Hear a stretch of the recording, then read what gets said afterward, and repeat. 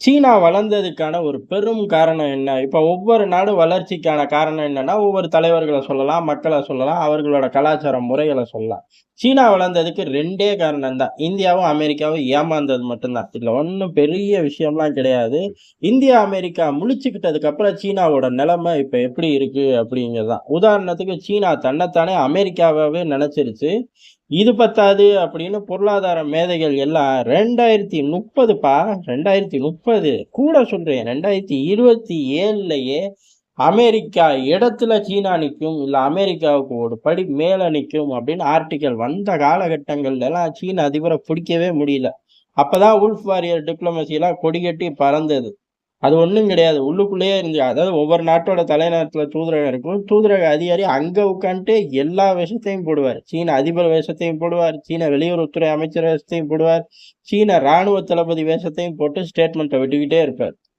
வம்பு இழுக்கிறது உள்ளுக்குள்ளேயே உட்கார்ந்துகிட்டு. அந்த அளவுக்கு ஒரு ஆட்டமா இருந்துச்சு. அதுக்கப்புறம் ஆர்டிக்கிள் பூரா பொய்யி அப்படின்னு தெரிஞ்சு போச்சு.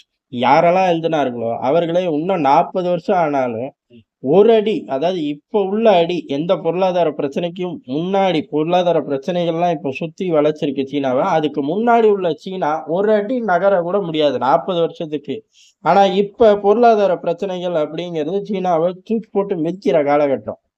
வேணும்னா ஒரு அடி கீழ இறங்கலாம், இல்ல 40 அடி கூட கீழ இறங்கலாம் அப்படின்னு சிம்பிளா ஜோலிய முடிச்சுட்டு போனதுக்கு அப்புறம், அந்த வுல்ஃப் வாரியர் டிப்ளோமசிய மாத்தி விட்டுட்டாய்ங்க. மாத்தி விட்டு எப்பவும் போலயே போய் நரி மாரியே உட்கார்ந்துக்க எம்பசிக்குள்ள அப்படின்னு சொல்லி ஒட்டுமொத்த ஃபார்முலாவையும் மாத்திருச்சு சீனா. இவ்வளவுதான் சீனா. அப்படி இருக்கும்போது, இந்தியா, அமெரிக்கா, ஜப்பான் 3 நாடுகளையும் சீனாவால சமாளிக்க முடியுதான்னு கேட்டா, சுத்தமா சமாளிக்க முடியல. ஏன் அப்படின்னா, அமெரிக்கால என்ன ஆட்சி மாறினாலும் சரி, சீனாவுக்கு போடப்பட்ட டாக்ஸோ, சீனா சார்ந்த திட்டங்களோ, எதிர்ப்போ, அத திசை காட்டக்கூடிய வேகங்களோ குறையவே மாட்டேங்குது. அதே மாரி இந்த பக்கம் இந்தியா எல்லைகள்ல வந்தாலும் சரி, வராட்டியும் சரி, இந்தியா காட்டக்கூடிய வேகம் சீனாவுக்கு எதிரான வேகம் குறைஞ்ச பாடே இல்ல. சொல்லப்போனா இந்தியாவ பொறுத்தவரையும் ஒவ்வொரு சூழ்நிலைகளையும் டைட் பண்ணிக்கிட்டே இருக்கும். அமெரிக்காவ பொறுத்தவரையும் ஒவ்வொரு ட்ரிகர் பாயிண்ட்டையும் இன்கிரீஸ் பண்ணிக்கிட்டே போகுது. எப்படி பார்த்தாலும் சீனா வெடிச்சு சிதறிரும். அமைதியாவே இருந்தால் நரி பேசாம அமைதியா இருந்தா கூட வெடிச்சு சிதறது உறுதி அப்படிங்கிற மாரி தான் டைட் பண்றோம். ஜப்பான பொறுத்தவரையும் கேட்கவே வேணாம். அவர்கள் 2ஆம் உலகப் போருக்கு அப்புறம் இரத்த வாடையே இல்லாம இருந்தவர்கள், இரத்த வாடைய பார்க்க தீவிரமாயிட்டார்கள். சீனாவ நோக்கி கடும் திட்டங்கள், கடுமையான டிஃபென்ஸ் பட்ஜெட் 24 மணி நேரமும் சீனாவ எண்ணி தான் அவர்களோட தயார் நிலை பூரா நகர ஆரம்பிக்குது. களத்துல இறங்குனாய்ங்க, தொலைஞ்சாய்ங்க சீனர்கள் அப்படிங்கிற ரேஞ்சுல கொண்டு வந்து சூழ்நிலை நிறுத்திருச்சு. இப்ப இந்த சூழ்நிலையில இருந்து தப்பிச்சுக்கணும். தப்பிச்சுக்கணும் அப்புட்ன்னா, ஊரு பூரா செஞ்ச வம்ப செய்யக்கூடாது, விளைவிக்கணும். தென் சீன கடல்ல இருக்கக்கூடிய எல்லா பிரச்சனைகளையும் முடிக்கணும். திபெத் பிரச்சனைகள முடிக்கணும். இந்திய எல்லைகள் பிரச்சனைய முடிக்கணும். இதே மாரி சொல்லிக்கிட்டே போலாம். நான் தான் அடுத்த வல்லரசு அப்படின்னு சொல்றத நிறுத்தணும். அப்படி ஏகப்பட்ட பிரச்சனைய கைவிடணும். அப்படிலாம் விட முடியுமா அப்படின்னு கேட்டா, சீனாவால விட முடியாது. மறைஞ்சு செய்ய முடியுமானா 3 நாடுகளும் விடாது. இந்த மாரி சூழ்நிலையில எதிர்க்கவும் முடியல, அடிக்கவும் முடியல. அதே சமயம் பின்வாங்கவும் முடியல. ஆக்ரோஷமா எல்லைகள்ல சண்டைய ஆரம்பிச்சிருக்கணும். அதுக்கும் வக்கு இல்ல. சண்டைய ஆரம்பிச்சுருவேன்னு எச்சரிக்கை விடணும். அதுக்கும் வக்கு இல்ல. சரி பின்வாங்கி நான் இந்த சமத்து பிள்ளையா மாறிடுறேன்ப்பான்னு ரிட்டயர்மெண்ட்ட நோக்கி போயிருக்கணும்.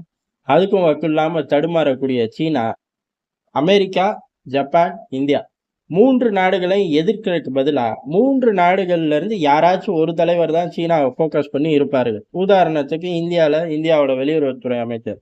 ஜப்பான பொறுத்தவரை டிஃபென்ஸ் மினிஸ்டரே இறக்கிட்டாய்ங்க. டிஃபென்ஸ் மினிஸ்டர் நீ சீனாவ பார்த்துக்க அப்படின்னு. அமெரிக்காவ பொறுத்தவரையும் கேட்கவே வேணாம். அங்க வெளியுறவுத்துறை அமைச்சர் தான். இந்த 3 நபர்கள தான் பெரும்பாலும் தனிப்பட்ட ரீதியில ஃப்ரேம் பண்ணிக்கிட்டே இருப்பார்கள். உதாரணத்துக்கு இத ட்ரம்ப் காலத்திலேயே ஆரம்பிச்சுட்டாங்க. ஆண்டனி பிளிங்கன்லாம் அடுத்து தான். பிள்ளையார் சொல்லி ட்ரம்ப் காலத்துல மைக் பாம்பியோக்கே போட்டாச்சு. அவர பொறுத்தவரையும் சீனாவோட அமெரிக்கா செய்யக்கூடிய எல்லா பிரச்சனைக்கும் அவர் தான் காரணம். அவரோட சுயநலத்துக்காக டிசைன் பண்றாரு அப்படின்னு ஆர்டிக்கிள ஏகபோகமா எழுதி, இவர்களுக்கு இருக்கக்கூடிய 1 டசன் ஆட்கள வச்சு அமெரிக்கால எல்லாம் வச்சு செஞ்சு பார்த்தார்கள். ஆனா ஒண்ணும் பிரயோஜனப்படல. ஏன் அப்டின்னா, அமெரிக்கால ஒரு தனி மனிதன் போயி எதையுமே டிசைன் பண்ண முடியாது. இருக்கிற டிசைன ரொம்ப ஆக்டிவா, பவர்ஃபுல்லா தூக்கிட்டு போய் டார்கெட் அச்சீவ் பண்ணணும். இவ்வளவுதான் அங்க உள்ளது. அதனால வாய்ப்பே இல்ல. ஜப்பானோட டிஃபென்ஸ் மினிஸ்டர பத்தி என்னென்னமோ எழுதி பார்த்தாய்ங்க. அதுவும் ஜப்பானுக்குள்ள எடுபடல. இப்பதான் ஹைலைட்டே. இந்தியாவோட வெளியுறவுத்துறை அமைச்சர் ஜெய்சங்கர பத்தி எழுதியிருக்காய்ங்க குளோபல் டைம்ஸ்ல. எழுதின வேகத்திலே அந்த ஆர்டிக்கிள அழிச்சுட்டாய்ங்க. என்னடா இது படித்தவுடன் கிழித்து விடும்னு எடிட்டர்கிட்டயே சொல்லிட்டீங்களா? அப்படிங்கிற மாரி தான் ஆயிப்போச்சு. ஏன் அப்படின்னா பயம். எங்க எல்லைகள்ல சண்டை போட்டா திருப்பி அடிப்பாய்ங்கன்னு பயந்தாங்களோ? எப்படி வெளியில ஏதாச்சும் பிரச்சனைகள்ல நம்ம தலையிட்டோம்னா வந்து நம்மள இழுத்து போட்டு அடிப்பாய்ங்கன்னு பயந்தாங்களோ? இப்ப எழுதுனா கூட இந்தியா நம்மள அடிக்குமோங்கிற பயம் சீனாவுக்கு வந்துருச்சு. இதான் எதார்த்தமான உண்மை. வேற ஏதோ காரணங்கள் இருந்தா சீனர்கள் சொல்லட்டும். நம்மளும் இங்க விரிவா பார்ப்போம். சரி, அப்ப இந்த ஆர்டிகிள் குளோபல் டைம்ஸ்ல ஜெய்சங்கர பத்தி என்ன வந்துச்சு அப்படின்னா, ஒண்ணும் கிடையாது. பழைய ஃபார்முலா தான். அமெரிக்காவுக்கு போட்ட அதே சட்டை தான் திருப்பியும் எடிட்டோரியல்ல மாறியிருக்கு. அதே ஆர்டிக்கிள் அமெரிக்கா இடத்துலலாம் அழிச்சுட்டாங்களாட்டுக்கு. அழிச்சுட்டு இந்தியான்னு ஃபில் பண்ணிட்டாய்ங்க. அதே மாரி பேர்களையும் மாத்தியாச்சு. சாராம்சம் ஒண்ணுதான். சாராம்சம் என்ன அப்படின்னா, இந்திய சீன பிரச்சனை எதுக்காக வருது? எதுக்காக வளருது? எதுக்காக ஆக்டிவா இருக்குன்னா, இந்தியா சீனாவுக்குள்ள பிரச்சனையே கிடையாது. வெளியுறவுத்துறை அமைச்சர் பர்சனலா அவரோட விருப்பத்த நிறைவேத்திக்கிட்டு இருக்காரு அப்படின்னு. அவரோட விருப்பம் அமெரிக்கா கிட்ட தூக்கிட்டு போய் இந்தியாவ வைக்கிறது தான். அதுக்காக சீனாவ போட்டு அடிக்கிறார். அவர் திருந்தணும் அப்படிங்கிற சாராம்சம் தான். இது அமெரிக்காவுக்கும் இதே டெம்ப்ளேட் தான். அதே மாரி ஜப்பானுக்கும் இதே தான். அதனால இதுல எந்த ஒரு ஆச்சரியமும் இல்ல. ஒரே ஆர்டிக்கிள் பேர மட்டும் மாத்தி, டேட்ட மாத்தி ரிலீஸ் பண்ணாங்க. அமெரிக்காவுக்கு அடுத்து ஜப்பான், ஜப்பானுக்கு அடுத்து இந்தியா. ஆனா அந்த ஆர்டிக்கிள கூட ரிலீஸ் பண்ண முடியாத அளவுக்கு இந்தியா ஸ்ட்ராங்கா இருக்கு. போட்ட வேகத்திலே எடுத்துட்டாய்ங்க. இந்த பயத்துக்கு பின்னால என்னெல்லாம் காரணங்கள் இருக்கும் அப்புட்ன்னா, 2, 3 காரணங்கள் சொல்றார்கள்.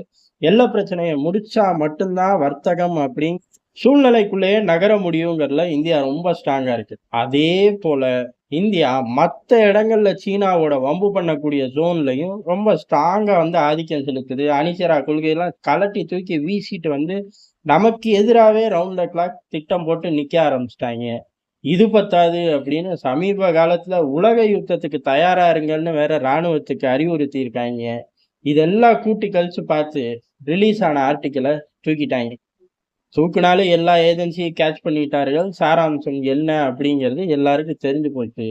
சீனா இந்தியாவ பார்த்து பதறுது, பயப்படுது. அதே சமயம் சரண்டர் ஆக நரி புத்தி தடுக்குது. அப்படி சரண்டர் ஆனாலும் இந்தியா வேட்டையாடுற ஒரு மூட்ல தான் இருக்கு. காரணம் என்ன அப்படின்னா, இப்ப எல்லைகள் மட்டும் கிடையாது. பொருளாதார ரீதியாவும் இந்தியா சீனாவ தட்டி தூக்க ஆரம்பிச்சிருச்சு. தட்டி தூக்குனா மட்டும் தான் நமக்கான இடத்த உறுதி செய்ய முடியும். அப்போ பொருளாதாரத்தையும் இழந்து, எல்லையையும் இழந்து சீனா அஞ்சா உடைஞ்சா மட்டும் தான் நம்ம பீஸ்ஃபுல்லா இருக்க முடியும். இல்ல அப்படின்னா சீனா நமக்கு இடைஞ்சல் பண்ணிக்கிட்டே இருக்கும். அமெரிக்காவோட நிலைமையும் இதே தான். அமெரிக்கா பொதுவாவே ஒரு நாட்ட கிளச்சு போட்டா தான் அவனுங்களுக்கு வந்த வேலை முடிஞ்சுச்சு அப்படிங்கிற ஒரு எண்ணம் வரும். சீனாவை நோக்கி அவர்களோட பார்வையும் கிளச்சு போடுறது தான். அஞ்சா பிரிக்கிறதுக்கு என்னெல்லாம் சூழ்நிலைகள் சாதகம் அப்படின்னு சொல்லி அமெரிக்கா, இந்தியா போன்ற நாடுகள் ரொம்ப தீவிரமா இறங்குற காலகட்டத்துல கேவலம் குளோபல் டைம்ஸ்ல ஒரு பேஜுக்காக நம்மளே போய் சிக்கிக்கிறதா அப்படின்னு நினைச்சு பார்த்திருப்பாரு. உடனடியாக அவர்களே அழிச்சிருப்பார்கள். இதான் நடந்திருக்கும்.